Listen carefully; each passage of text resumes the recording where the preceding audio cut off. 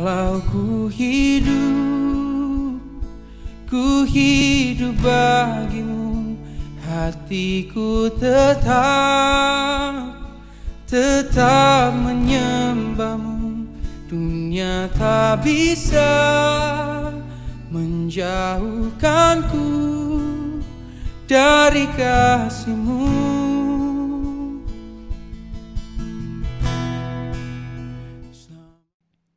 Inilah kelegaan dan pemulihan ilahi akibat tindakan Petrus ya, tidak terhad kepada penyembuhan seorang pengemis, tetapi meluas kepada orang ramai di persekitarannya. Kerana memandangkan waktu itu waktu beribadah, memang terdapat ramai saksi-saksi dan respons mereka tercatat. Mereka takjub, tercengang, hairan. Bagaimana Petrus telah seolah-olah membuat si pengemis yang lumpuh itu berjalan. Maka bukalah peluang untuk Petrus berkhotbah. Dan inilah khotbah Petrus yang kedua selepas hari Pentakosta.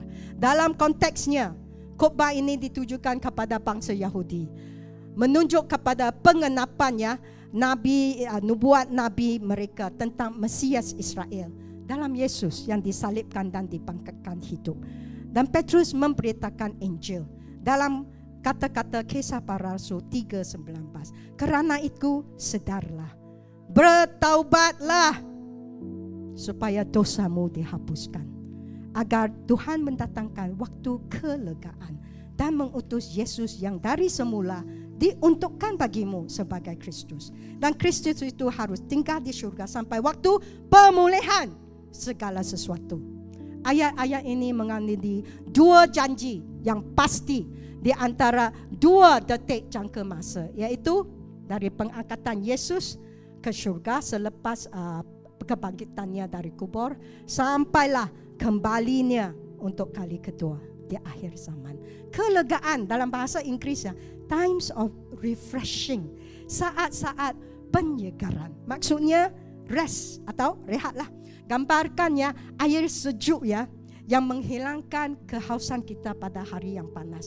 Petrus memanggil bangsanya bertaubat supaya dosa dihapuskan dan mereka dilimpahin saat-saat penyegaran.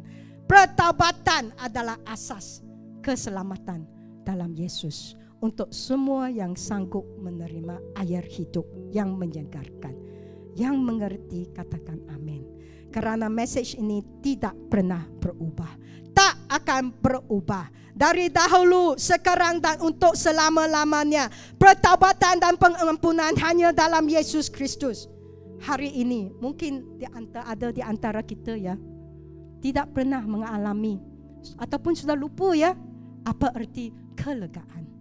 Maklumlah, banyak keadaan hidup sekarang ya yang boleh membuat hati kita cemas, bingung, pahit. Namun seperti Yesus ya, seperti Petrus mengatakan, setiap pengikut Yesus boleh yakin. Adakah engkau yakin hari ini?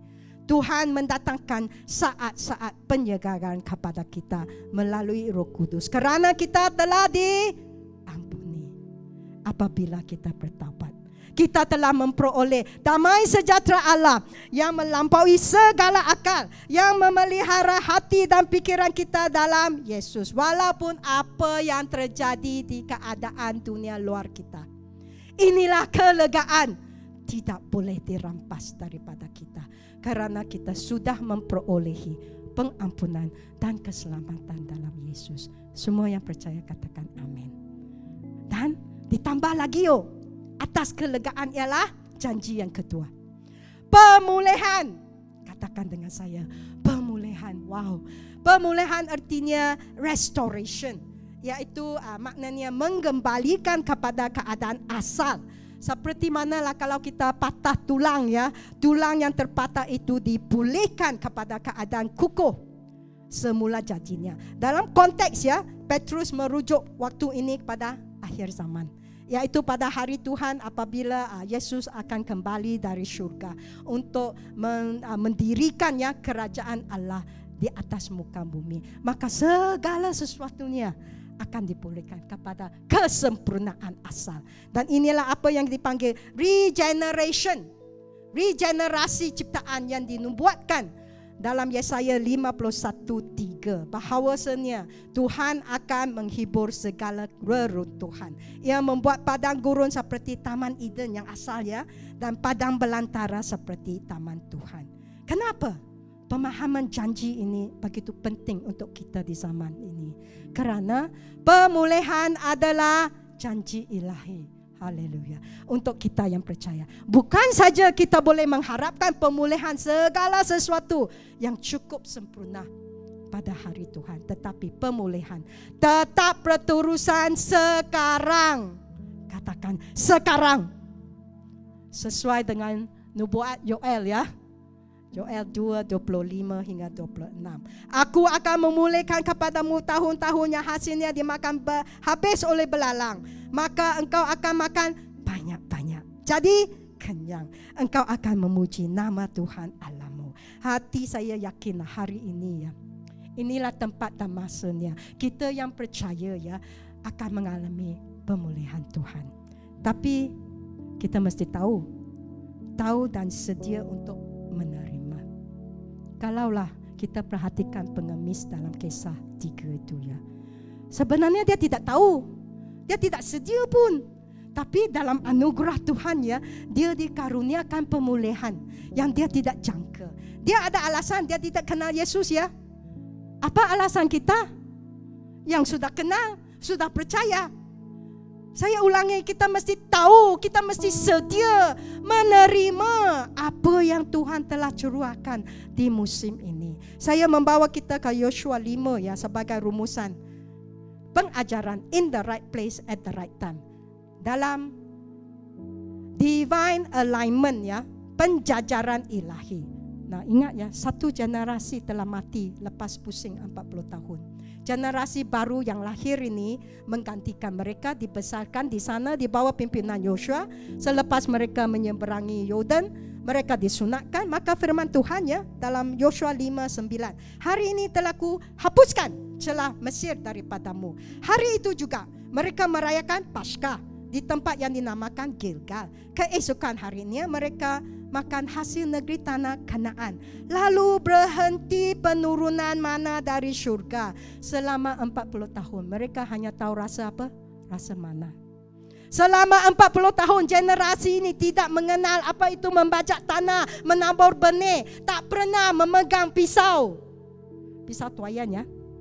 Sekarang selepas crossover tanah perjanjian ni, merayakan Passover lagi, mereka menghadapi bukan saja makanan baru tapi cabaran baru. Sekarang mereka kena berperang untuk mengekalkan pemilikan mereka. Mereka kena kerjakan ladang lagi. Sumber mereka masih dalam Tuhan, tapi cara Tuhan sudah berubah. Tengoklah, dari mana tanya sendiri, dari mana datangnya hasil makanan kalau sudah berhenti itu keturunan mana? Bayangkan ya, seramai berapa? Kurang-kurang 500,000 orang kena shift paradigm. Daripada hanya keluar ya setiap pagi ya, keluar kemah, kutip mana yang turun dari syurga. Sekarang di tanah perjanjian, banyak kerja yang perlu dibuat untuk meletak makanan ya. Sebenarnya bukankah kita cepat menganggap ya dan mengharapkan berkat otomatik jatuh dari syurga. Lebih senang kita mengejar mujizat daripada mengerjakan mujizat. Lebih senang kita doa tunggu sahajalah, Tuhanlah, malaikatlah yang akan buat. Tapi itu bukan cara Tuhan. Petrus perlu meresponi gerakan ilahi apabila dia melalui pengemis yang lumpuh itu yang duduk. Petrus perlu bertindak sebelum terjadi mujizat. Dia perlu align, sejajar dengan gerakan Roh Kudus. Apabila nelayan yang tiada pelajaran, tak pernah pergi kelas ya, dia naik berdiri berkhotbah ya, pertama kali di bawah urupan Roh Kudus. Kisah Para Rasul mengatakan 3,000. Kali ini 5,000 orang telah menjadi percaya. Sesuatu yang baru ya telah tercetus, berikutan curahan Roh Kudus pada hari Pentakosta yang pertama. 120 orang yang percaya di bilik atas diperlipat gandakan. Inilah mega grace, mega anointing, mega power, mega move of God atas manusia biasa. Seorang yang sanggup bergerak dalam divine alignment dengannya. Ini bukan teologi, ini bukan agama. Ini roh Yesus yang hidup, yang tidak boleh dihentikan. Apabila manusia sanggup berada di the right place at the right time. Hanya satu soalan saya tujukan. Adakah kita orang percaya ini sudi bergerak dalam divine alignment dengan Tuhan di musim baru? Dan sebelum kita hangat-hangat kata ya dan amin ya, ingat, akibat pergerakan baru tidak terhad kepada yang baik. Ya, 5,000 orang ya ditarik masuk ke dalam kerajaan Allah. Tapi orang yang menarik mereka, Petrus dan Yohanes, apa terjadi? Mereka dipenjarakan. Namun penganiayaannya tidak pernah dan tidak patut menghentikan orang-orang percaya. Apabila dilarangnya oleh pemimpin-pemimpin supaya jangan bicara, jangan mengajar lagi. Apa Petrus dan Yohanes jawab? Silakan kamu putuskan sendiri. Manakah yang benar di hadapan Allah? Taat kepada kamu atau taat kepada Allah? Sebab tidak mungkin bagi kami untuk berkata-kata tentang apa yang telah kami lihat, apa yang telah kami mendengar. Firman Tuhan tidak pernah menjanjikan hidup yang senang lenang untuk pengikut-pengikutnya. Yang dijanjikan apabila kita berjalan dalam divine alignment, apabila kita bergerak dalam kuasa Roh Kudus, Dia bersama kita. Immanuel menyertai. Itu sudah mencukupi. Yang mengerti katakan ya dan amin. Kalau engkau bertanya, tapi apa itu divine alignment? Nah, tengoklah. Kalau engkau faham ya, engkau tengoklah gerakan akrobat dalam trapeze atas trapeze. Inilah divine alignment. Kita tidak akan dapat menangkap trapeze yang baru kalau sehingga kita melepaskan yang lama di tangan kita.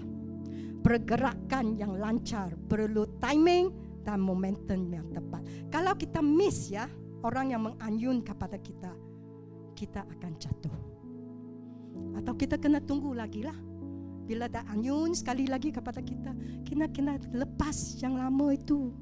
Posisi kita di tempat dan masa ilahi penting sekali kerana saya mengatakan ia merupakan launching pad. Tahu apa itu launching pad? Bila roket itu kena launch, itulah launching pad dia ya.